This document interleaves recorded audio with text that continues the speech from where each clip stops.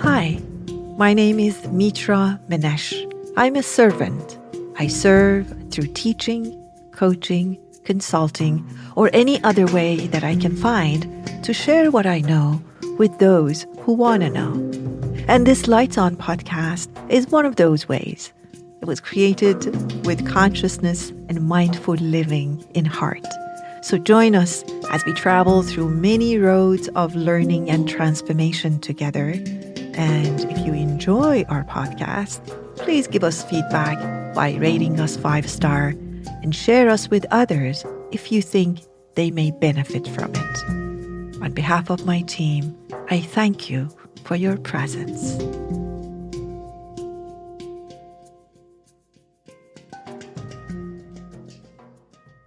This episode is about our relationship with sleep.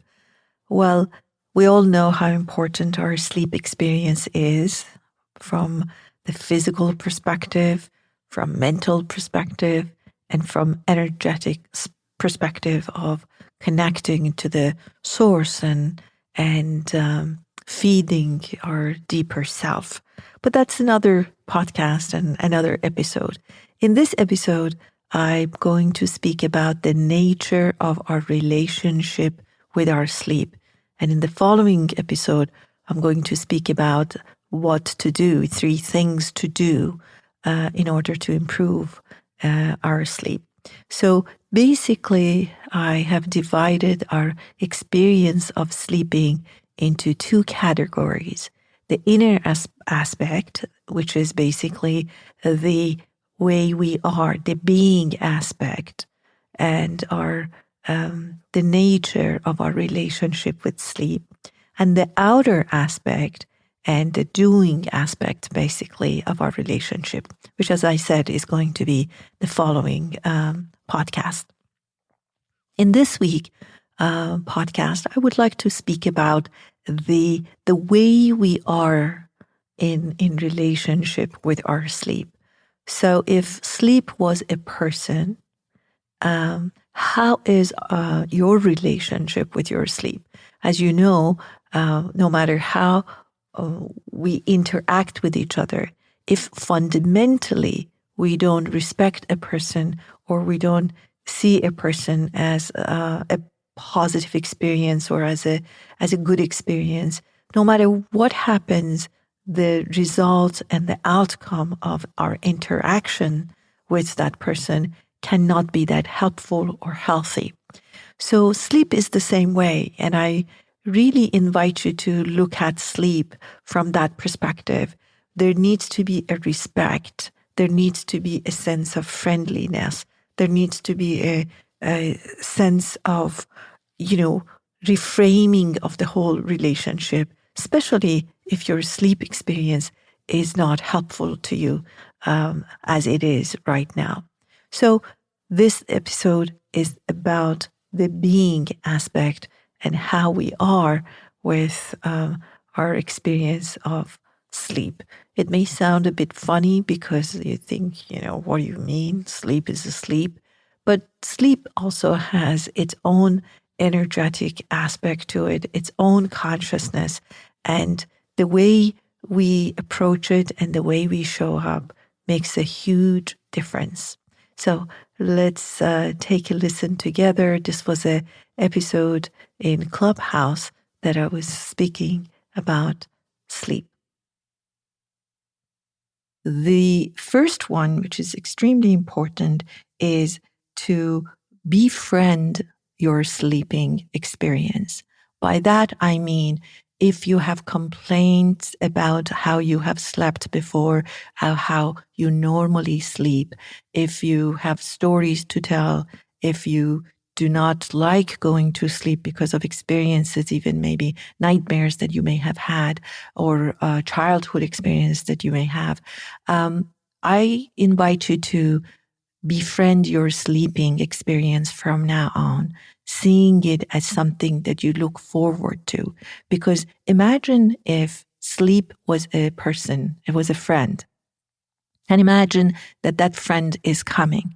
How would they feel, even if they may not hear you? How would they feel if you say, oh, God, Mitra's coming again. I don't know. I'm not sure how it's going to be. Usually it's not good. Well, you setting this relationship up for failure. So by befriending, I mean that you restart and refresh your relationship and see if you can, for a week or so, just talk about and think about and look forward to your sleep in a way that if a friend is coming or you're going to meet up with a friend. It sounds like a lovey-dovey way of dealing with a major problem, but it's amazing how when you look forward to sleep, if you see it as something that is really positive and you look forward to it, it really, really helps you to sleep better. So that's the first inner way of sleeping better. The second one is consider sleep as a start instead of seeing it as something. We usually look at it as an end of a day kind of thing, meaning that we see it as I have to go to sleep. It's like I have to finish something. It's not important. Whereas if you see it as a start of an experience of restfulness, again, these are things that you will only really experience it when you have done it and when you have experienced it for yourself. When you consider sleep as something that is the beginning of an experience and not something that you associate with tiredness and exhaustion, you can see as something that you have looked into as a beginning of an amazing experience. The third thing, let me take a long breath. The third inner ways of sleeping is to reframe your experiences during the sleep.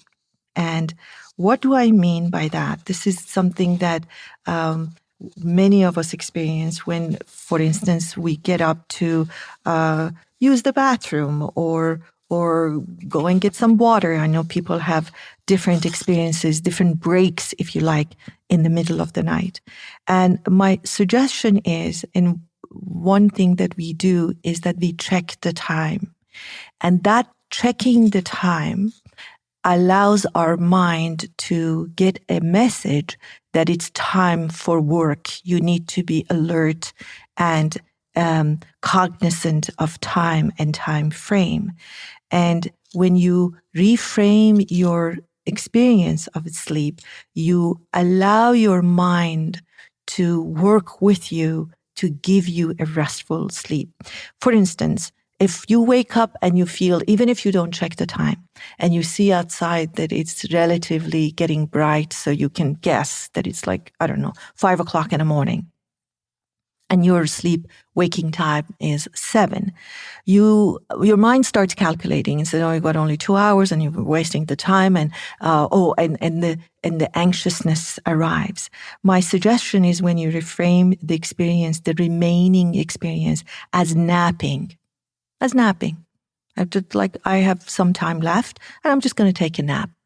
And some people say, well, Mitra, I can't even nap when there's a time limit, happening here. I can see that I have to wake up. I say, okay, then call it resting. I'm going to rest until 7 o'clock. Because when you give the frame of sleeping and sleeping experience as you expected doesn't arrive and doesn't take place, then you start worrying, feeling like something is wrong, you are failing, and something that is not positive is taking place. So reframing allows you to say, it's all right, I'm just in bed resting. Like sometimes during the day, you might do that. You just, lie down on a couch or on the floor and just rest for a few minutes. And this reframing allows the mind to settle down. So let me take a deep breath and repeat the 3 things that I said, the 3 inner ways of sleeping better.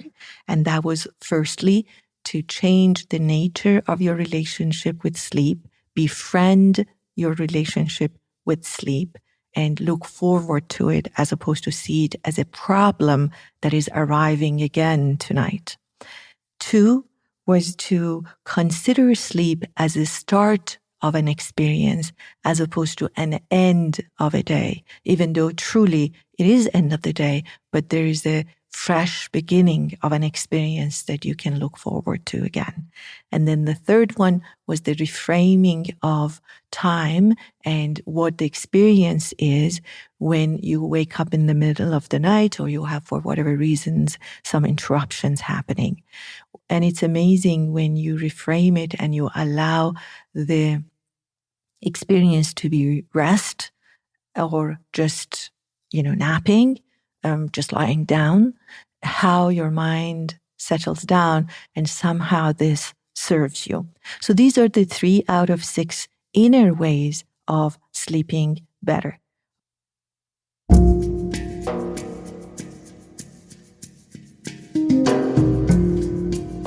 Hope this episode answered the question or two for you or provoked and inspired questions in you. I'm so grateful you showed up and listened up. Until the next time, be well and stay curious.